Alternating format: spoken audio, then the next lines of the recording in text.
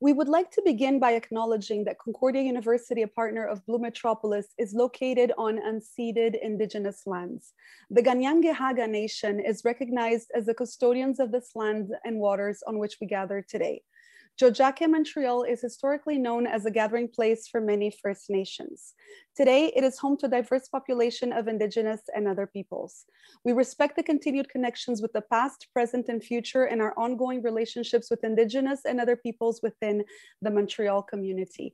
And on that note, it is my pleasure and privilege to introduce you to two fabulous writers from the colonial project known as Canada and the colonialist project known as Spain, Katisha Aguirre and Kevin Lambert, who are here with us to talk about their literature. They're two rising stars, established rising stars in the literature of our respective countries. And they join us. Katisha joins us from, Katisha, are you in Barcelona right now? Or in, Bilbao. In Bilbao. You're actually literally in Bilbao, in Spain. And one always assumes that the writer moves to the big city, you know. But Kevin, you are here in Montreal, correct? Even though you're from Chicago. Perfect. And Kevin joins us here in Jojake, Montreal. So welcome to both of you. And let me start this conversation by talking about, we'd like to sort of situate your work. And I don't want to sound very academic. And first of all, I do want to draw attention to the fact that we have to resort to English, even though the writers, both of our writers work in minority languages within our countries. Katisha works in Basque and Kevin works in French, you know, which are the less dominant languages of Canada and Spain. So on that note, I would like to begin, and I would like to begin with Katisha, situating your work, because your work revisits motherhood, it revisits sexualities, you know, and your novel, Katisha, Las Madres No, it's groundbreaking in debunking assumptions and cliches about motherhood. While Kevin, your book, your novel, You Will Have Love What You Have Killed, which I adore this title, offers a highly original and kind of darkly comic window into the lives of young people here in Quebec, you know. So I would like to start by asking both of you to tell us about your books and these two very original novels, how the stories came to you, how you conceived them, you know, your take on them. Tell us about the books, how both of them, you know, as a point of departure for a conversation. So Katisha, if we could start with you, please. Okay. Thanks very much for having me. It's a great pleasure. And it's a pleasure also to talk about my book. You know, it's a favorite thing that writers like to do. And I'm not exception. So yeah, my book was originally written in Basque, as you said. So the original title is Amek ez dute, which is better translated in English, I think, as mothers don't. So you don't really know what mothers don't, whatever, right? It's the same in Basque. In the Spanish title, this sense is a bit lost, but I think the English translation is quite exact. So yes, it is a reflection on motherhood. And the first question I think that arises is there anything that mothers don't do because they are mothers? And the answer comes very quickly because what the book opens with, it's a killing. It's a killing of two small children in the hands of the mother. So it's like the biggest taboo you can imagine when talking about motherhood, how a mother can kill, right, her own children. We cannot even begin to imagine that. But I wanted to start my story with that. I wanted to start with this shock because I wanted to talk about motherhood from scratch, let's say. After this shock, let's revisit what we think about motherhood and let's question everything once again. Katisha, thank you so much. And again, I ask you to begin talking about your book so I don't give any spoilers, you know. But this idea of, you know, matricidio, or like, you know, it's as old as Medea, I mean, as the classics, you know, in a sense, you know, it's not, and it's interesting to think that in the 21st century it would shock when there's, you know, a major literary work by Euripides, you know, deals even that has a very same scene, you know. So I wanted to ask you, was there any influence for that, or like, how did that particular scene or that particular moment occur to you? Well, Medea, of course, has been a reference. It's like the main reference you have when you think about a mother killing her children. But actually, no, my most direct influence once was a French book by Emmanuel Carrère, L'Adversaire. Well, this story talks about a real man who really killed his whole family in France back in the 90s. And when I read that, I was shocked, of course.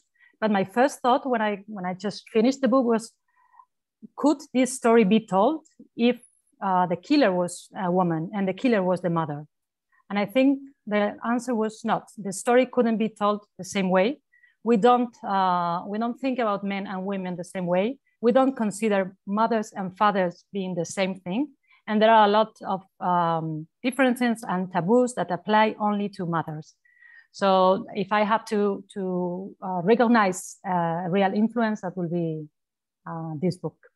By Emmanuel Carrère L'Adversaire, yes. Thank you, Katisha. And Kevin, tell us a little bit about how your story, I mean, which is obviously, in your sense, there's a big, there's a big autobiographical component, or actually, because you write so much about the place you come from also, and I imagine, the generation, anyway, without giving it anything away, tell us a little bit about how you thought of your story and how you worked on it. Yeah, of course. What's funny is that what Katisha tells about mother killing children reminds me of my own childhood, because in Chicoutimi, there was, when I was young, a story like that happened near my neighborhood, where a couple, well, I think so, because I have this memory, but I don't know if I created it, or if it was, but I think it really happened, that a couple of parents killed their children. And I also remember how we perceived this when we were young. It was because we didn't have like this kind of like moral conscience where we knew that it was like horrible and bad. So, and I remember for us it was kind of scary, but at the same time it's kind of exciting, because like parents could be like crazy too, and so when in writing You Have Loved What You Have Killed, it's really this kind of look on the world that I wanted to find back, like this weird sense of horror that you have when you are young, where like as I said, the morality is not formed yet, and where legends and telltales mix with like reality. So that's why in my novel there are ghosts, there are one of the first scenes in the book, there is a small children that plays in the snow, and the snow blower, I don't know how to say it in English, la déneigeuse. Yeah, the snow blower. The snowblower comes and blows the snow like the children is in the snow. And this, for example, was something that my mother was always telling me. If you go play in the snow and you go under the snowblower will come and will like blow you. So be careful. But when you are young, you don't receive this as only be careful. You receive this as like it will happen, and it always happens. So I think that's what I tried to find back writing this novel. To recover that sense of foreboding and warning, and yes, that's really interesting. And I find it's also interesting that that was one of the legends that you heard in Chicoutimi, or the idea of I don't know why I can't say that in English, of matricidio. Matricide, I suppose, would be infanticide, exactly, because matricide was exactly the mother, yeah, exactly. I mean, many languages and many things to think about here. But that's I especially enjoyed, Kevin, your narration revisiting September 11th through your generation and your voice. I mean, to me, when you recount historic events as they happened in that perspective, I thought that was so interesting as well. That you completely recaptured that sense. Because it was so different from my experience, yet I could relate, and I enjoyed it so much, especially in the scene. The child is sitting, and anyway, again, I don't want to give away the Kevin. Why don't you tell us a little bit about your September 11th moment? Yeah, what I remember, to be really honest, from September 11th is to find it so cool that planes could come and destroy like something. So, because as I said, I didn't measure how terrible it was and all the lives that disappeared in this day. And I was hoping that a plane come on my school, because I hated my school and I hated everybody, and everybody was so mean with me. So I was kind of jealous from New York, and I was hoping that someday a plane comes and destroy my school. As I was kind of also hoping that my parents would kill me, and that would like liberate me from the world I didn't like. Yeah, that's again, it's a very powerful moment, and you completely, I mean, the connection that you have with that child, imagining that to me was, again, that's why I was mentioning, I don't want to give my own reading, but I thought that that was such an important, beautiful passage, and that work that you did, as you just mentioned, it was very successful in rescuing that feeling of when you're living the world without the morality and forming that. And I do have a question specifically about that, but let's move also and talking about, because this is a conversation about Canada and Spain and the literary moment that we're in right now, and you're our next generation, our representatives, in a sense, and you're up and coming, and we're going to be hearing wonderful, great things about your literary production. You're already very established, as I mentioned, but and still, God willing, have a very long career. So tell us a little bit, Katisha and Kevin, about your literary influences, what it means, what's the scene for you, like who are your friends, who is it that you're reading, and also how you yourself also situate your own work, like what's the moment that you're living right now in terms of receptivity to this kind of topic as well, both of you, and Kevin as well, obviously, to this kind of material. Is your generation reading books the way my generation was, in the sense that, for us, and I do think that there's a radical shift, because I would be Generation X, and we have a very clear, in the 90s, what you did was read books, not to go online as much as now, the internet was there, but it's nowhere near as now, so tell us a little bit about your readers, your public, your companions, and your scene. And also, because as I mentioned, we're going to talk a little bit also further, you both also have a literary training, academically speaking, so you also know, you can talk a little bit about in a more scholarly way, so to speak, but in your own personal rapport as a reader and as a writer, like tell us a little bit of the scene. Start with Katisha, please. Mm-hmm. All right. Well, first of all, we're not the same generation. I'm much older than Kevin, I'm afraid. But thank you for considering. But you're still, it's just that Katisha's on the group under 40, so to me, anything under 40 is... Yeah, but not so, not so anymore, actually. I'm 40. Oh, you're actually, okay, so you're actually on I used to be in that group, but not anymore. In that group. Okay, sorry, because, I also make a point not to think so much of the age, because sometimes I also find so many times in interviews I hear Kevin was only 28, Kevin was all... I also like not to emphasize so much, but I do think not the same as Kevin, but there's a mark anyway. But yes, thank you for clarifying that. No, thanks to you for considering me.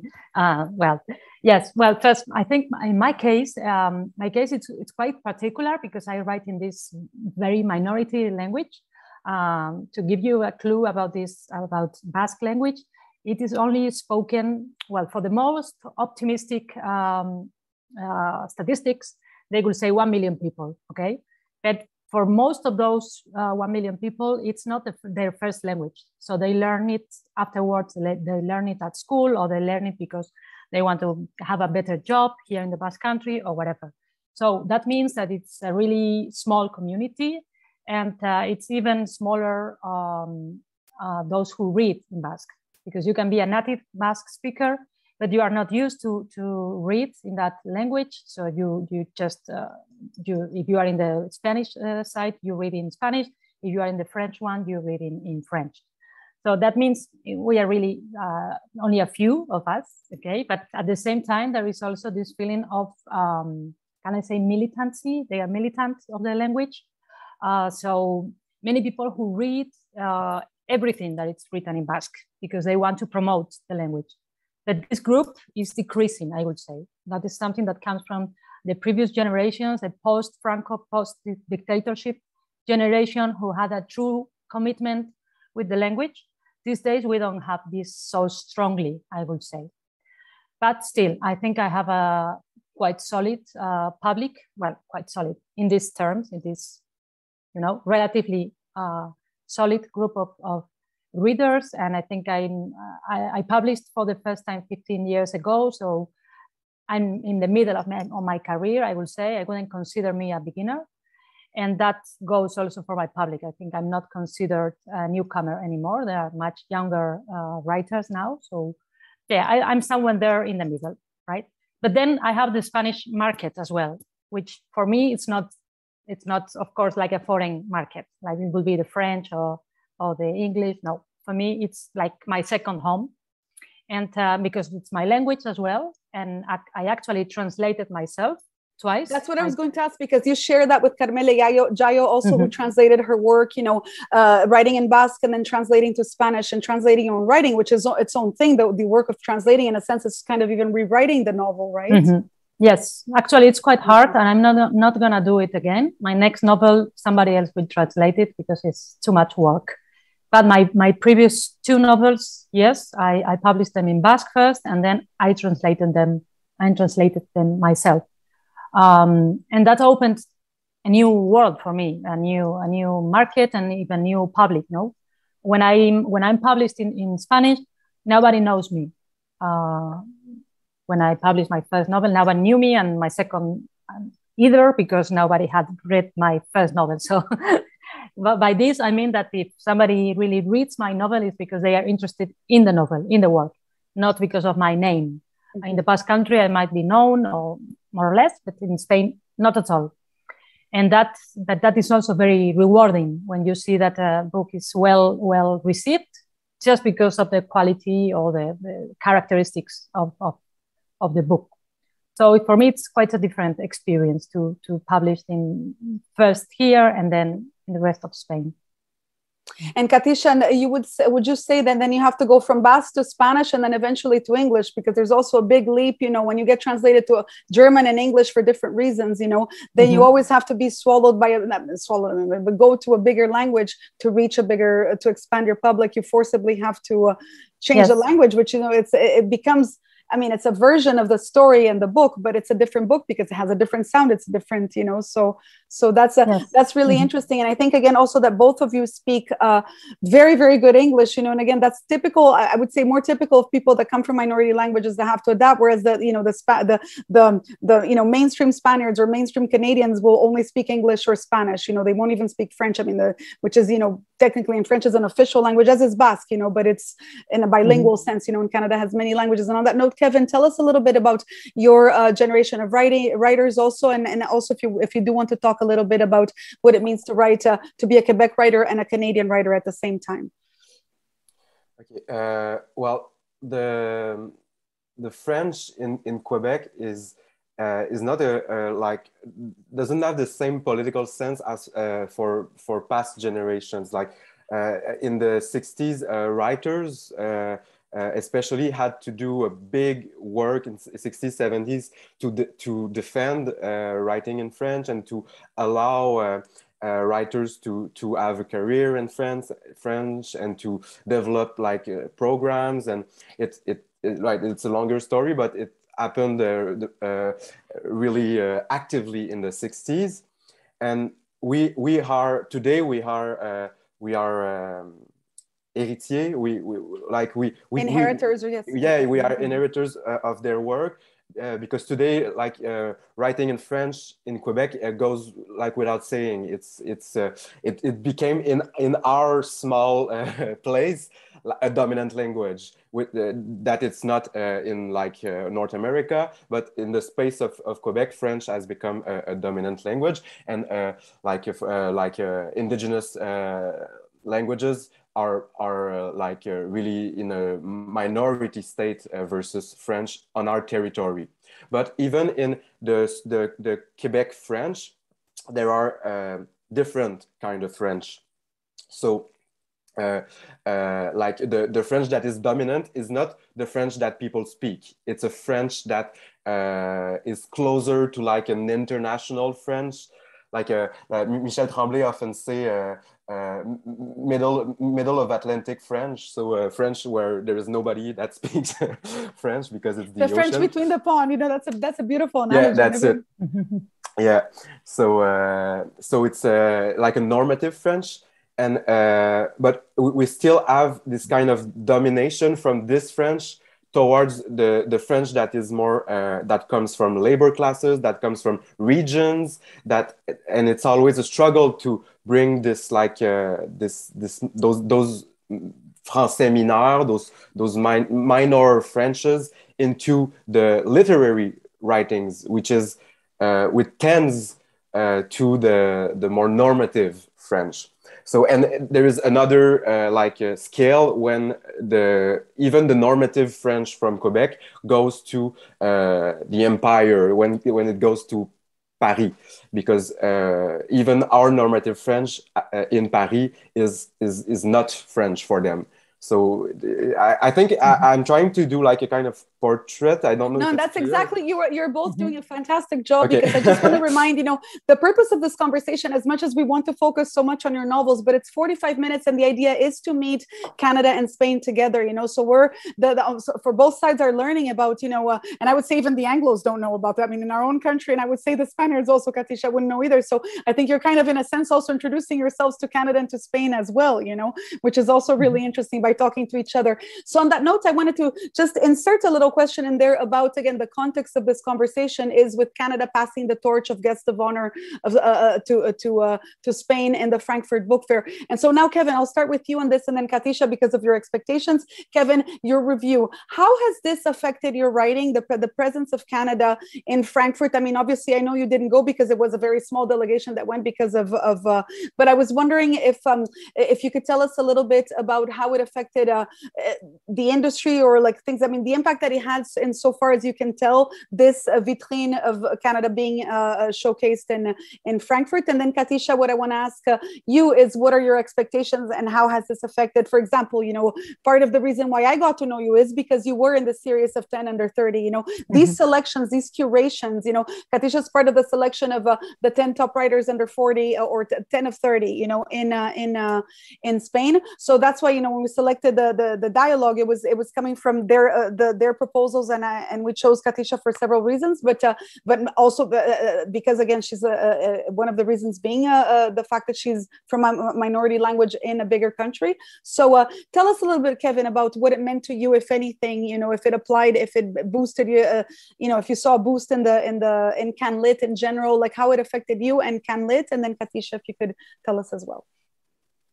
I cannot answer because I was not in Frankfurt and I don't really know what happened there.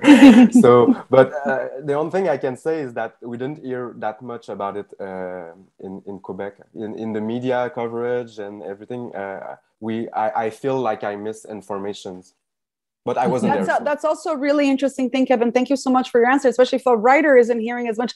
I'm hearing about it a lot because I'm a cultural programmer. It's my métier, it's my job. But I'm also thinking, how many times I had to explain what this means to other people. But it's, from our end, it's a $20 million investment dollars of the Canadian government in their culture. I mean, it's a big deal, to have this. And especially when you consider that one of the big moments in Montreal is Expo 67, which again is a showcase around the world. Like these events, I mean, it's an event like this that's a very part of Montreal history, So, but Katisha, tell us in your sense, I mean, are you going to Frankfurt? Do you have activities? Like, tell us about Frankfurt. Yeah, in my case, this selection that you mentioned is a selection of 10, well, it's 30 people actually, because it's a selection throughout 3 years. Exactly. So I was selected the second year, I think. It involved a lot of traveling, and nothing of that happened because of the pandemic, of course. But then I've been receiving many invitations from abroad. And I think one of the reasons why my book will be published in the United States is because I was selected there. So for me, personally, quite a big influence. Then I'm going to Frankfurt, but not to the fair, I think. I think I'm going before that because they want to expand the events and not focusing only on these days in October, I think. So I'll be there in Frankfurt in July. I'm not sure about the book fair itself yet. But I'm really happy that I've been hearing things about how Spain wants to handle this. And they are mentioning quite a lot the fact that they want to have a representation of the other languages in Spain. I think this is quite new. In Spain, this is quite a controversial topic. A lot of problems arise when you try to introduce another language which is not Spanish, So this time, probably because of the sensibilities of the government, or I don't know why, they are mentioning that like explicitly that they want to show thank you, Katisha. I mean, let's stay there, because this brings us to my question a little bit about academia, where this kind of conversation is also very much big and dominant in the universities, of the scandals about, in Quebec in particular, of the usage of the N-word, for example, I mean, these politics of plurality, in the sense that what I want to mention, and Kevin, maybe in case you don't know, it's funny because you have to explain it even to the Canadian writers, but the branding of Canada to Frankfurt was singular, plural, singulier, pluriel, was the idea of, you being singular within a plural society. And the curation of the program was highly, highly indigenous. You know, I did go, and I'm Jewish, and I have to tell you, talking about indigenous genocide of my adoptive country as a Jew in Germany was quite an experience, you know, that moved me immensely in ways that to this day, you know, I feel, I get goosebumps and my heart, you know, just even talking about this, so there is this platform, you know, that of plurality in Canada. But if you have media like National Post, for example, that you want to cover or mention the diversity of Canada, it will be controversial, not only in the linguistic sense, but against inclusive language and against, I mean, it's not something that's very easily accepted. I mean, in the sense that in the university, the usage of pronouns and you know, of proper pronouns, proper correcting, it's one world, but then you step outside. And I mention this because I choose journalism. I mean, I teach journalism, it's my area, you know, it's quite one thing in the classroom, it's quite another outside. You know, I have colleagues in Latin America that tell me that they want to punch me in the face if I use inclusive language, that I'm distorting language. Literally, colleagues in the newsroom my age, you know, it's not in academia, this would not happen, you know. So that would bring me to this question, you know, how do you feel about this change that I think has been quite radically, like, especially with inclusive language? Argentina has instituted in inclusive language and a law.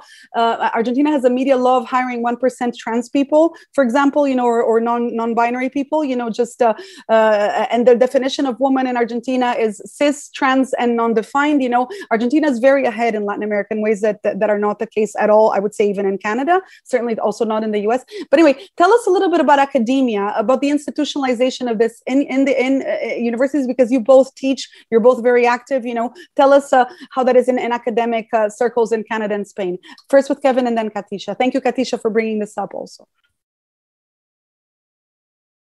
So especially about inclusive language?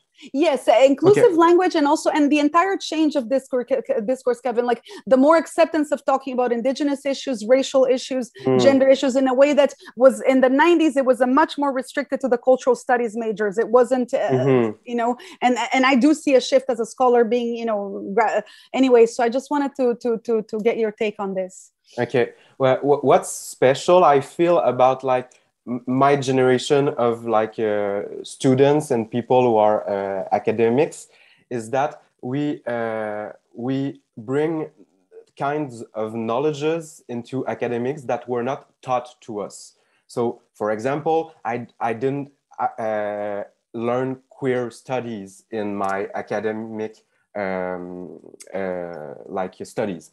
So. And same thing for like critical race studies, same thing for indigenous studies. But as like a generation, I feel these discourses are really like we are interested in them. Like I will speak for me, but I read about them.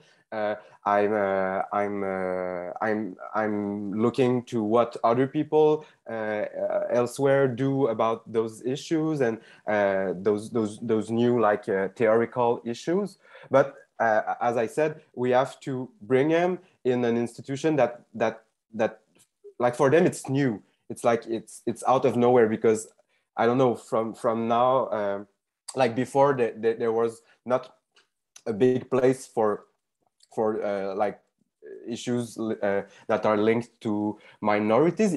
There was, but often not in the same terms. And even like, I don't know, people who were working on gay and lesbian studies are sometimes people that were the méfiants, that were the most that had the most doubts about, for example, queer studies. So nothing is simple in this kind of phenomenon. But yeah, one major thing that I say is that I could see is that weird situation that between like the knowledge that comes from media, that comes from things that I listen to that are from the United States, that are things that I listen to that are from France, that books that I read that are not academics, and like that all this this matter and how it comes into academics as something new, but that is not new. But I don't know if I'm clear. You're absolutely clear. You're very, very clear, especially, and again, it's not as simple. I mean, because especially as we return to the point that it's not just as simple as instituted and it has a history, and institutionalizing something always changes it as well, so it's really interesting because the very nature, for example, one thinks of Judith Butler, because this talk is so much about redefining gender, is that you don't want the gender to end up, I mean, the whole idea is to escape the definition. Vivek Shraya said that also in Frankfurt, she said, I'm from India, like I want to transcend language in the body. You want to even go beyond that, and not use it to do another trap and create gay and lesbian studies and institutionalize it. And maybe we should just break with the whole system, but that's a really, really interesting observation, Kevin. Katisha, please tell us. Well, a very complicated topic. I will say we are living a very transcendent moment, a transitional moment. Nothing will be the same from now on, I think, when we think about gender. And this kind of including all this diversity that we didn't know that existed, no? So I think that the university has to be the place where these things can be debated. For me, it's something that really gives me hope, is how I see young people. For me, young people lead on this matter. And I see them that they are much more open than we were. There are many young students now considering themselves non-binary, and they speak about that openly. So on the one hand, I see a lot of confusion and chaos even, and some conflicts that I really hate. But on the other hand, I think that young people will figure that out quite well. Thank you, Katisha. I mean, thank you again both for highlighting this. And in that sense, I mean, both of you could mention, to go back a little bit to your books. What do you hope your books contribute to this finding of this language as works of literature, or also as that deeply personal relation of the literature? Because both of you write those kinds of books that move you and shift you inside. Like there's something that changes after the reading experience. What do you hope in this sense that your book helps your? I'm especially thinking of Mothers Know, and then You Will Have Love What You Will Have Killed. How do you hope that would change your readers, especially thinking of the new generations? Or what is your contribution that your book is making to this change, to this radical shift that we're living right now? And I would say radical because it's quite different from the 80s that I grew up with. So Kevin, and then Katisha, please. For me, what's the most interesting in novels is that all those like social topics, they find they get human when they appear in a novel. So like what's most interesting for me is to think about, like, I don't know, political subjects. Right now I'm more working on economical class subjects. But what I like is that these subjects are not only, like, for example, in academia, when you would look on a subject like in an objective way, or exactly detached and exactly objective. Yeah. Is that the work of art can only bring opacity to our understanding of those subjects, and I think this opacity and the way that we understand less after having read a book is maybe the thing I find the most important about the arts, and about what writers and artists can do right now is to make all the things we think that we knew unsure. Absolutely, Kevin. Absolutely. Again, you're touching on something so much, because again, it's the idea you leave more confused and you leave with more questions than answers, and that's always good. That's fantastic. Katisha, how do you hope La Madrezola contributes or inserts itself in this moment that we're living? I never thought of this book in terms of contribution to a political or social whatever debate. I just thought it was a story that was moving me, was shaking me in a way. And I wanted to test if this will lead to a story that will touch other people. And I think it has. It has contributed, even though I didn't look for that. It has contributed to the debate about motherhood, and I've seen that when I go to readers' clubs and book clubs, and I see how people want to speak about this, and how some people, some women, for example, especially women, haven't found the place to really talk freely about motherhood and their ambivalent experiences. So that was a surprise for me, that people really needed this space. And I'm happy that my book could contribute a little bit to that. Oh, no question. It does, Katisha. And I just want to mention it's one of the first things that people say about this book because it allows the reader to talk about it and it allows the reader to think about it. It's an invitation to think the unthinkable, or in my case, as I was mentioned, in the case of Kevin's novel, to revisit an event from a child's eyes. Really, it's an experience, because anyway, for all kinds of reasons. So now we just have 10 minutes. So I just want to make sure that we have enough time for the readings. Actually, no. So each of you is reading 5 minutes. So I guess the question about the publishers we will leave. I think we will stay now with the voices of both of you. So Kevin, if you could please read for us, we are going to mute our mics and we would like to listen. So if you want to take a moment, and we would love to hear the story from your voice. Okay, so I just read. I choose Querelle, so my second novel, and it's just a chapter where it presents Roberval, so the city where the novel takes place. Roberval est une petite flaque-salle de bungalows et d'unités commerciales à 2 étages qui ronge une portion de rivage du lac Saint-Jean. Toutes les nuits, on peut y entendre japper les chiens errants qui se prennent pour des chacals. L'hiver, quand les flots sont durcis, la corrosion de cabanes à pêche, de patinoires, de familles heureuses en promenade et de sentiers de motoneige s'avance de quelques kilomètres vers le large. La 169 redessine de son trait d'asphalte les contours de l'étendue d'eau en suivant ses 2 protubérances ovoïdes, artificiellement formées par les barrages de l'Alcan, qui règlent chaque année le niveau des berges selon un calcul mystérieux au sujet duquel pullulent les spéculations.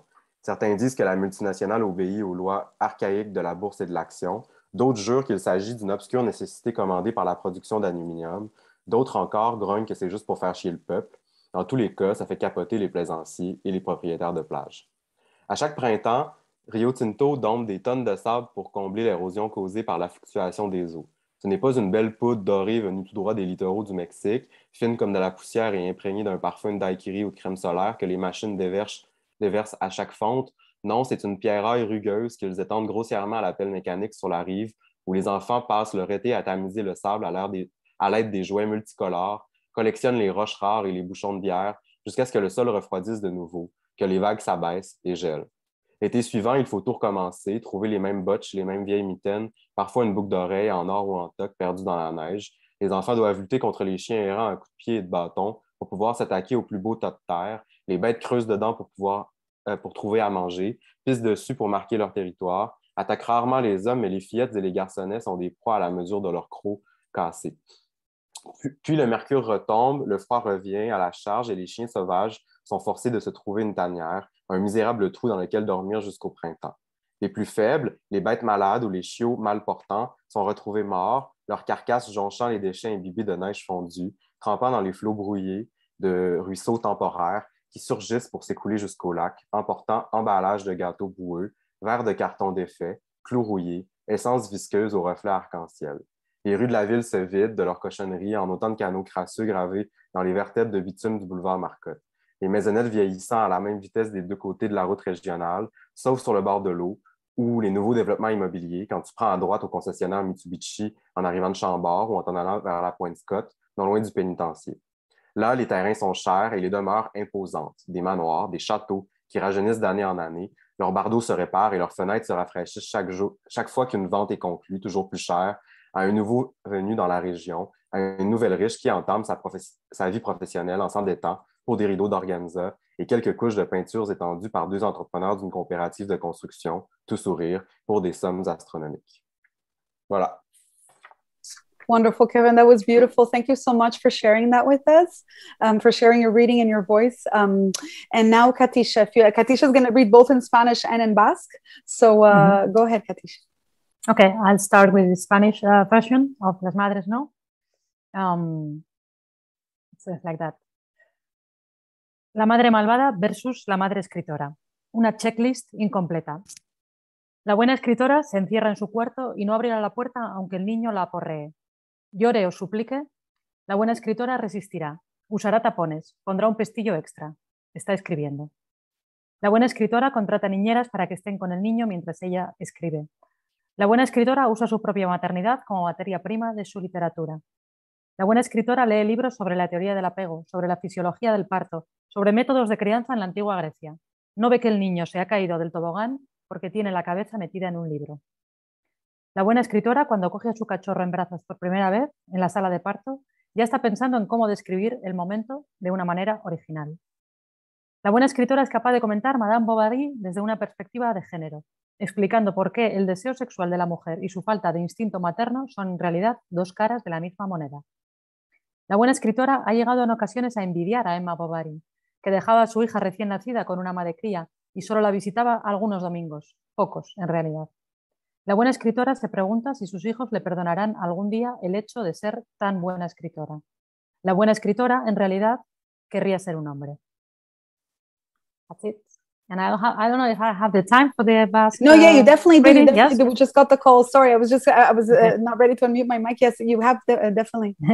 Okay, just the first paragraph. Yes, no, you have 3 minutes, so you have your time. You have your perfect time. Uda betean izan zen, ostegun arratsalde batez.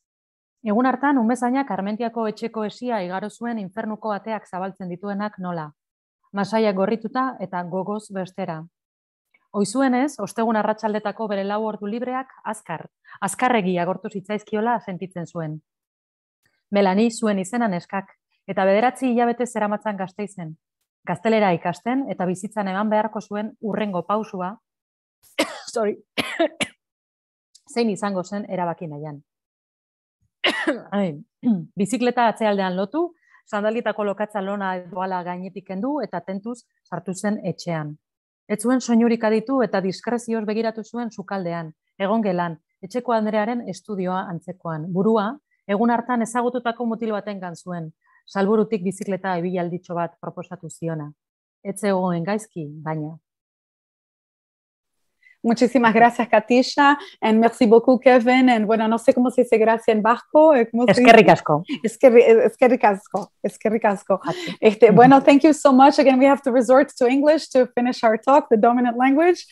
It was a pleasure to meet you both, and thank you. Merci.